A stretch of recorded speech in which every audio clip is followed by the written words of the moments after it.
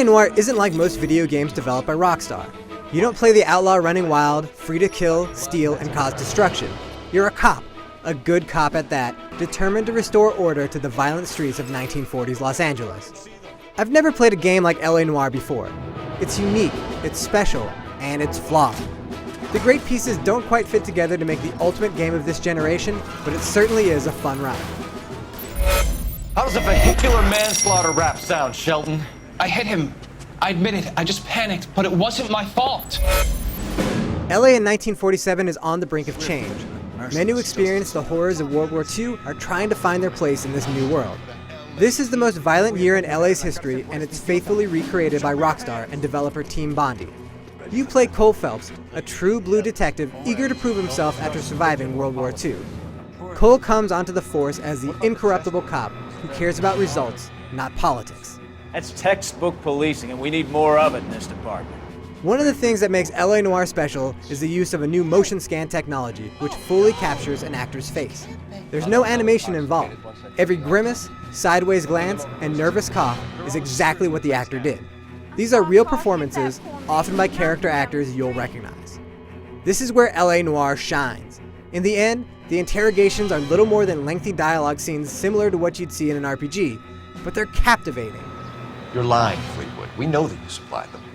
I don't know nothing about no drugs. All I do is my 10 hair flipping burgers. Can you prove any different? This is the core of LA Noire, and that core is very good. Though the story takes a long time to come together and leads to an unsatisfying conclusion, the journey is always interesting.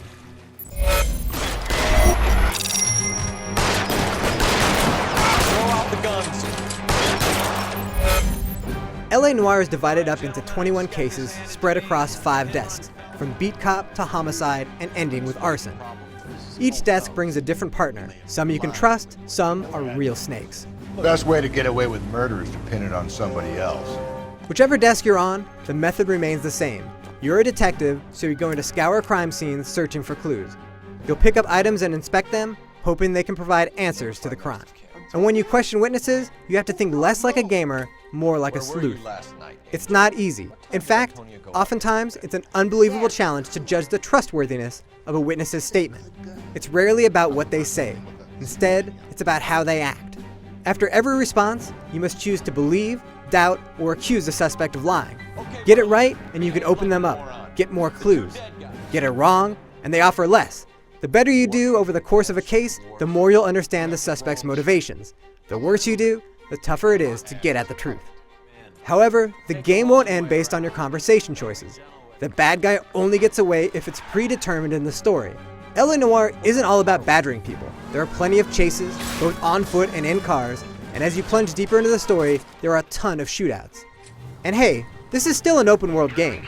You're free to deviate from a case, explore the faithfully recreated 1947 Los Angeles, and tackle more action-oriented missions. 40 unassigned cases come in as calls on the radio.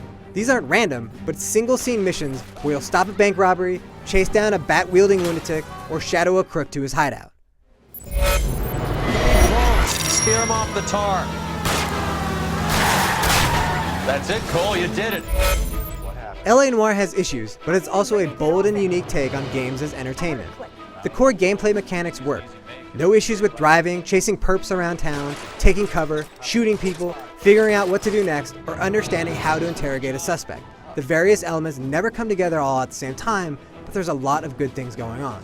No one's ever played a game like this before, and unless there's a sequel, I doubt anyone will again for some time.